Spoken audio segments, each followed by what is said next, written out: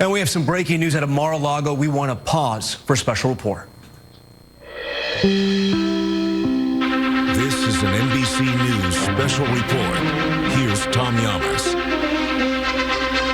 Moments ago, former President Donald Trump announced he will run again for president, officially kicking off his 2024 White House bid from his Mar-a-Lago compound in Florida. Here's a portion of what he said.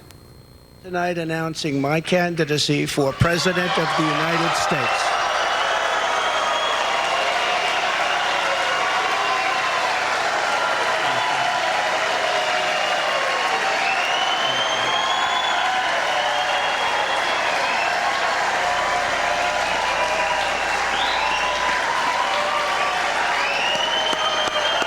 Thank you, kids. Thank you. All of you. Thank you.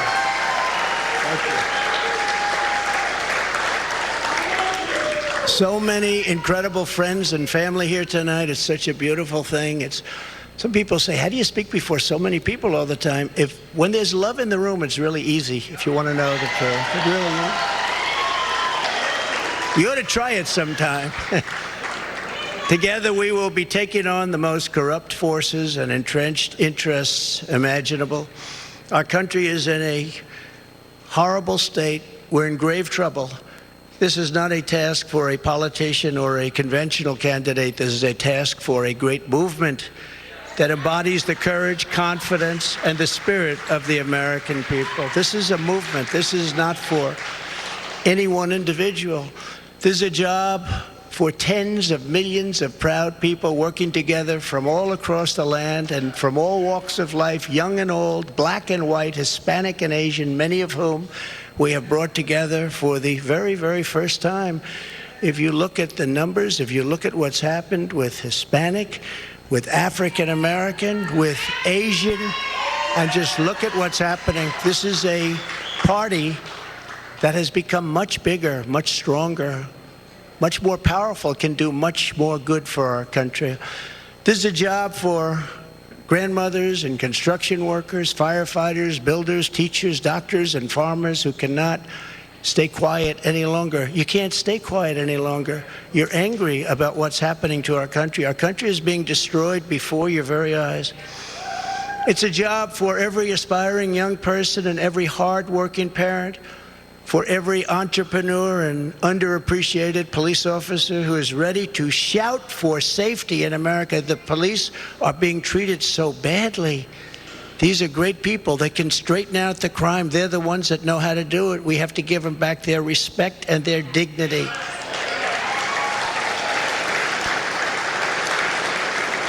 This will not be my campaign. This will be our campaign all together. We're just listening to the former president there, Donald Trump, announcing his run for office 2024, trying to seek re-election one more time. It'll be his third presidential election. Among the issues he hit, inflation, border control, gas prices, crime, a lot of the same issues we heard from the GOP during these midterms. His campaign motto, if you will, America's comeback starts right now. Our NBC political director and moderator of Meet the Press, Chuck Todd, joins us now. Chuck, we've been watching the speech as it's still ongoing in full transparency. We're running a portion of the announcement because obviously the former president had a lot to say. Some things true, some things not so true. What is your take on the speech so far? We were noticing the energy levels and the tone of the speech. The energy seemed down. Maybe it's too late at night. Being at 9 o'clock at night, he seems, dare I pick a phrase, low energy. He just doesn't seem, I mean, I think about him going down the escalator the first time he announced. There was bravado in his voice. He doesn't, it is not a happy warrior tone. It really is. There, you can hear some of the bitterness in here of losing the presidency and having to get it back. You could tell someone wrote him a speech that says, hey, make this about the movement. Don't make this about you. So he articulated that very directly. But you can tell when the words aren't his. We've covered him a long time. Yeah. You always know when it's him, and you always know when it's something that's when he's going off the prompter. When he's going on, and when he's just reading from the teleprompter. But what's interesting is he's announcing at a time when a whole bunch of people in the Republican Party are begging him not to announce. Some of them are just like, can you delay a month? Wait for Herschel Walker. He did do before he officially announced, he did do a gesture to Herschel Walker's campaign. But I can't help but think all these Republican senators that are upset that he's announcing today, they actually had the power to prevent this moment. They chose not to convict him at that second impeachment after the January 6th insurrection. So it is interesting to hear them complain about this moment when they actually had the power to do something about that might have prevented this moment from ever happening. He went back and reviewed his 4 years in office, and he left out, I'd say about the last 3 or 4 months, he left out COVID raging, and he left out January 6th. Completely left that out, and then pivoted to start attacking the current president. He did, and he's also trying to blame another country for his election loss. He threw that out there, trying to start a conspiracy theory there, and he's trying to paint Biden as the warmonger. It's interesting. He's trying to say, hey, I'm not the one. He's trying to paint President Biden as that. It is interesting in talking with people around him. The way they're trying to make this seem better than it looks right now is, hey, he loves being the outsider, and if the establishment wants to attack, that's what they did in 2016, and it only made him stronger. What does fascinate me is he is intent on running an outsider campaign. He's going to go after the Republican Party almost as much as he goes after Joe Biden. And with that, I want to bring in Hallie Jackson right now, an anchor here on NBC News Now, as well as MSNBC. Hallie, we met on the campaign trail in 2016, covering his first campaign. You followed him into the White House, and now 2024 starts today in 2022. I know you've been talking to Republican sources all over the party. The GOP, and I think Senator Ted Cruz really put it best. He said, if he's the nominee, I will support him. And I think that's the position a lot of Democratic, I should say Republican donors and Republican leaders are in right now. Yeah, and Chuck knows this well. I was struck by his interview on Meet the Press on Sunday with Senator Bill Cassidy, who, by the way, is no Trump supporter, who wouldn't answer the question, right? If he is the nominee, would you support him? Let's be clear about what's happening tonight, Tom. I think it's important to lay this out because we've alluded to it, but you have now a former president whose actions inspired a violent insurrection at the Capitol as part of a push to illegitimately stay in power 2 years ago, the only president to have been impeached twice, making another run at the White House now, right? The third attempt to do this. He was successful in 2016, which is why you're seeing an interesting dynamic at play in this speech, I think. He is both simultaneously pointing to some of what he did in his 4 years in the White House, but also trying to time travel back to his winning campaign in 2016. I was told prior to the speech that there would be a lot of 2016 vibes in here. There are. He's being very explicit about it. It is not erasure of his time in office because he is still obviously citing what he did as president. He had sort of a head scratcher of a comment about how he went decades without war in his 4 years in office. Obviously, that's what he served. But he is both pointing to what he did in office, but also to before he actually made it into office. And Chuck is hitting on something important here. He will be running, and he wants to run, according to folks that I've talked with, an anti-Washington campaign, despite the fact that he was in Washington. He was the guy at the controls for 4 years, right, as the leader of the free world here. He also is trying to point to the scoreboard, to his grip on the Republican Party, because for years, right, ever since 2015, when he came down that golden escalator in a very different sort of vibe announcement, if you will, he has been able to point to the support of people in his base, right? The base that he created. You're seeing that moment there that we all remember so well, Tom. He is trying to point to that now by saying, hey, the Republican voters are with me. Because, yes, he will say, hey, the Republican establishment, they're not me. I've always fought against them. He'll point to Mitch McConnell. He'll point to the people that he isn't huge fans of inside the Republican Party, inside the Beltway. But he'll say the voters are with me, right? That has been his point all along. So when he cites the scoreboard in these midterm elections and says, hey, 200-plus people that I endorsed were backed by, you know, Trump-loyal voters, what he's leaving out are that the 20-plus people who lost, right, the smaller number of people who he endorsed who did not win, were the most important ones. They were the ones who were going to deliver control of the Senate to Republicans and who did not. They were the ones who would have, if they had gotten into these positions as top elections officials or governors in some of these key states, potentially helped to foment insecurity and election fraud conspiracies around a potential 2024 campaign. They didn't make it into office, right? So it is interesting to me that he's talking about the scoreboard in a way that leaves out what is one of the most important pieces of context. And you know who else is talking about the scoreboard today, Tom? Florida Governor Ron DeSantis, in his first remarks responding to the attacks against him by former President Trump, ending his remarks by saying, well, you could say, look at the scoreboard on Tuesday. Ron DeSantis had a good night on election night, right? His state ended up red. The people he wanted to back ended up getting into office here. And I think as you're looking ahead to what is almost certainly going to be a contested primary here. That is going to be a dynamic at play. Can I just also say, you've also got people tonight trying to take advantage of this moment, and you might have seen it too. Governor Asa Hutchinson, for example, sort of cryptically tweeting, hey, as we're talking about 2024, I want to be a leader in the party as well. Like, you're going to start to see some of the floodgates open here for folks coming into the mix. Yeah, we're going to have to wait and see what Republicans end up doing and what Governor Ron DeSantis does. I do want to bring in Kristen Welker, our chief White House correspondent. The Biden presidency, I don't know if it changes today, Kristen, but definitely President Biden will, over the next 2 years, will have to be answering questions about the former president, President Trump, and also probably responding to a lot of attacks that are going to be coming from Mar-a-Lago and wherever he takes his campaign.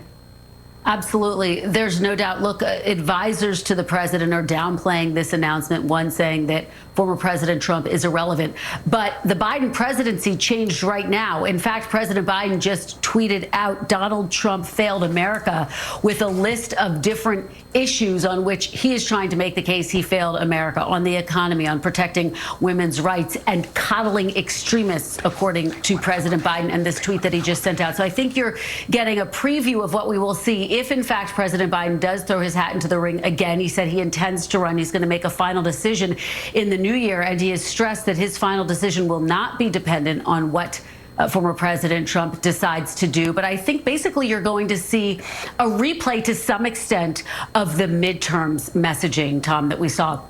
This contrast that the president is going to try to draw between himself and his predecessor on issues like, for example, the bipartisan infrastructure bill, the DNC today, noting that it's the one-year anniversary of the passage of that, but also trying to make the case that former President Trump and Republicans who support him are extreme and a range of different issues, whether we are talking about the economy or abortion, things that we saw on the campaign trail. So I think that you've seen a preview of what we can expect in these coming months and over the next 2 years, if in fact President Biden does decide to run again. Now, there are some Democrats who are skeptical of a Biden presidency because of inflation, because of some of those issues.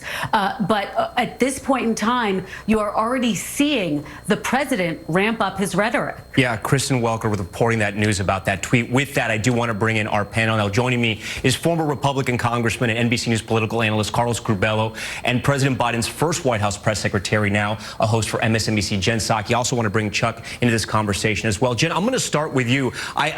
Some people at home may be thinking, why would President Biden, with everything that's going on with Ukraine, a possible missiles being shot from Russia, he's at the G8 summit over there in Bali, why would he tweet about President Trump?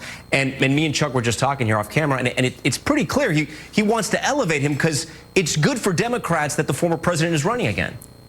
Well, I also think he wants to show Democrats in the country he's going to punch back, whether it's Donald Trump or Ron DeSantis or whomever it may be. And let's be real, I mean, it takes about 30 seconds to send a tweet. So I think it was just an effort on their part to make that very clear to the public as they watched parts of the speech. Carlos, how worried are Republican leaders? How worried are Republicans like yourself, moderates who were never part of the MAGA movement? Do they think that this is now going to be a long, drawn-out 2 years?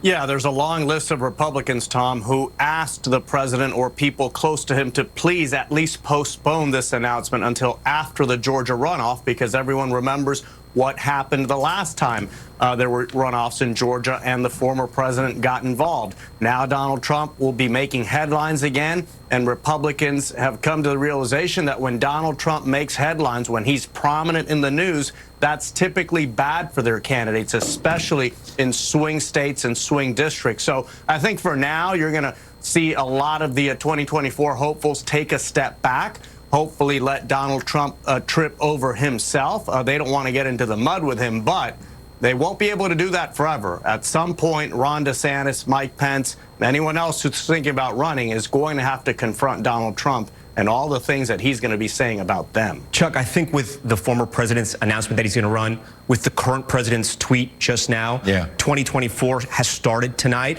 With that, are there any other Democrats who have a case more than President Biden to say, I can take on Trump, I can beat Trump? Not while Donald Trump's there.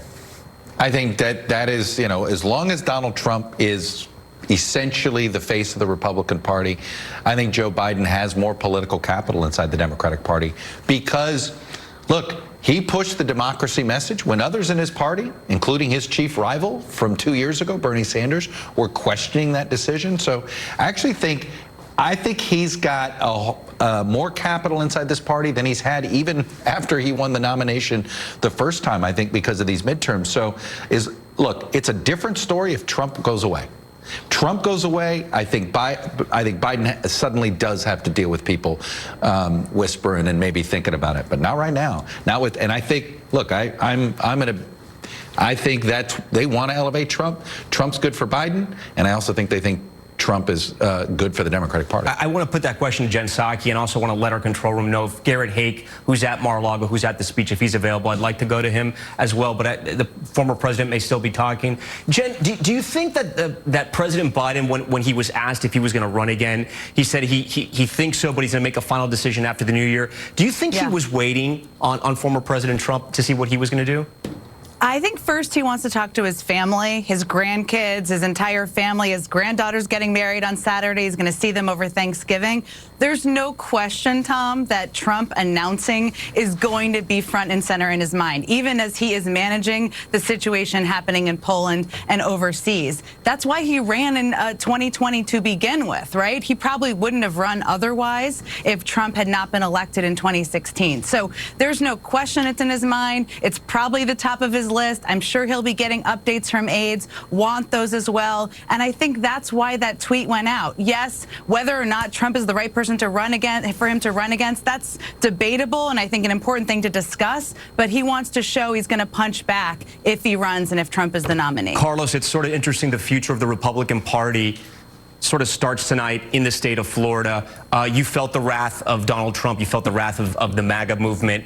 But you also know Governor Ron DeSantis. Does Governor Ron DeSantis, in your opinion, have what it takes? Can he build the operation? Can he withstand the attacks? And I say this because in 2016, they said historically that was the greatest group of GOP candidates ever assembled for president, and Donald Trump knocked them all out. Does DeSantis have what it takes? Well, Tom, let's just look at what Ron DeSantis has achieved. Just 4 years ago, a little over 4 years ago, he was a little-known member of Congress. He became governor of Florida, turned Florida red, at least for the foreseeable future, and today is perhaps the leading Republican candidate for president, if you believe some of the polls we've seen lately. So no one should underestimate Ron DeSantis. He's been very astute in the way he has used the Trump movement to grow, and now it appears that he is completely off the Trump train and ready to take on his former mentor. So Ron DeSantis has the same ambition and the same amount of ego Donald Trump has, so he will be a formidable opponent. Carlos, Jen, Hallie, Kristen, Chuck Todd, I thank you all for being with us tonight. That concludes our special report. I'm Tom Yamas in New York. Top story. We'll be right back.